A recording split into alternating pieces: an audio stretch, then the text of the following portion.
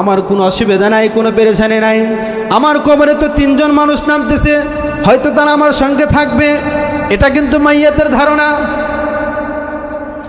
কবরের ভিতরে যখন নামানো হয়, বিসমিল্লাহি আলা মিল্লাতি রাসূলিল্লাহ বলে যখন ওনাকে কবরের ভিতরে রাখা হয়, বাস যখন দেওয়া হয় ইত্যাদি যখন দেওয়া, ওনাকে যখন কমপ্লিট করে কবরের ভিতরে মাটি দেয়, মিনহা খালাকনাকুম ওয়া ফিহা নুঈদুকুম ওয়া মিনহা নুখরিজুকুম তারাতান উখরা।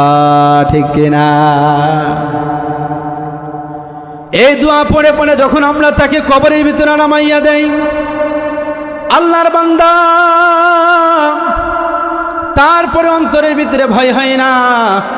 একে একে যখন সবাই কবর থেকে উঠে আসেন, বান্দা তখন বুঝতে পারে কি ব্যাপার, এরা দেখি সবাই আমাকে রাইখা সবাই চলে যাইতেছে।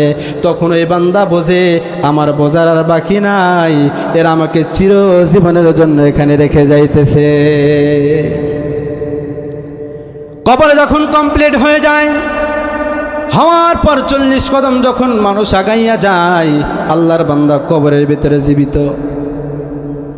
আল্লাহর বান্দা কবরের ভিতরে জীবিত। উনার কবরের ভিতরে তখন ফেরেশতা আসে মুনকার নাকির সওয়াল জবাব করবার জন্যে।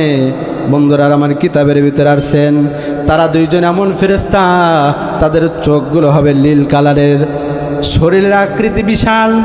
একজন আছে চোখেও দেখে না, আর একজন আছে কানেও শোনে না। চোখ দিয়েও দেখে না, কানেও শোনে না। এই ফেরেশতা যখন এসে কবরের ভিতরে যখন আল্লাহর বান্দাকে প্রশ্ন করেন, প্রশ্ন করার আগে আল্লাহর বান্দাকে সুন্দর করে ধইরা উঠায়া বসানো হয়। চকলেটের মতো যখন আমি আপনি মরাইয়া তাকে কবরে নামাইলাম, আল্লাহর বান্দাকে সুন্দর করে উঠাইয়া বসাইয়া যখন তাকে প্রশ্ন করা হয়, মার রব্বুকা, তোমার রবকে? যদি আল্লাহর সাথে মুআমালাত থাকে, যদি আল্লাহর সাথে প্রেম থাকে, যদি রাসূলের সাথে ভালোবাসা থাকে, ওই বান্দা তখন বলবে, যখন বলে রব্বুকা, আমার রব্বুকা, তোমার রবকে? যদি নেককার ব্যক্তি হয় বলবে রব্বি আল্লাহ। যদি নেককার ব্যক্তি হয় বলবে রব্বি আল্লাহ, আমার রব আল্লাহ। মান নাবিয়ুকা, তোমার নবীকে? বিশ্ব নবীর ছবি দেখাইয়া বলবেন ইনিকে। যদি নেককার ব্যক্তি হয় বলবে মুহাম্মাদুর রাসূলুল্লাহ। 3য় নম্বরে যখন বলবে মা দিনুকা, তোমার ধর্ম কি? আল্লাহর বান্দা যদি নেককার হয় তখন বলবে দীন আল ইসলাম। সুবহানাল্লাহ কইবেন না? আহা, সুবহানাল্লাহ বললে আল্লাহ তাআলা নেকি দেয় কিনা বলেন? এমন একটা গ্রন্থ, এমন একটা ধর্ম, এমন একটা ইসলাম, এমন একটা নবী পাইছি, প্রত্যেকটা ক্ষেত্রে সব আর সব। সুবহানাল্লাহ। বলবেন হুজুর কেমন করে? মুসলমান শুনে নেন, আপনি রাত্রিবেলায় ঘুমান, যদি রাসূলুল্লাহর সুন্নাহ অনুযায়ী যদি আমি আপনি ঘুমাই, সারা রাত ঘুমাবো, ফেরেশতারা সওয়াব লিখতেই থাকে। সুবহানাল্লাহ। আর যদি সুন্নাহ অনুযায়ী যদি না ঘুমাই, আমার আপনার আমল নামায় সওয়াব লেখা হয় না। যদি রাসূলের সুন্নাহ অনুযায়ী করেন, আপনার আমল নামায় সওয়াব হয়। সুবহানাল্লাহ।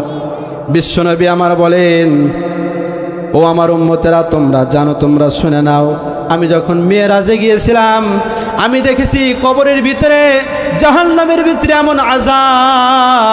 এমন আযাব হইতেছে, অধিকাংশ যুবক যুবতী। নাউজুবিল্লাহ কবেন না? নবী আমার বলতেছেন কিসের কারণে জানো উম্মতেরা? শুনে নাও, অধিকাংশ যুবক যুবতীর কবরে, অধিকাংশ যুবক যুবতীকে জাহান্নামের ভিতরে আযাব দেওয়া হইতেছে। কারণ হলো যারা পেশাব করেছে, পেশাবের ছিটা তার শরীরে লেগেছে, এই কারণেই তারকে এরকম আযাব দেওয়া হইতেছে। নাউজুবিল্লাহ। আছে না আমাদের যুবক সমাজ? হ্যাঁ, চেনটা খুলে দাঁড়া থেকে কি বলেন? হ্যাঁ, মিথ্যা বলতেছি? এখন অনেক মেয়েও আছে ঢাকার শহরে, দেখবেন দাঁড়া থেকে পেশাব করে। নাউজুবিল্লাহ বলেন।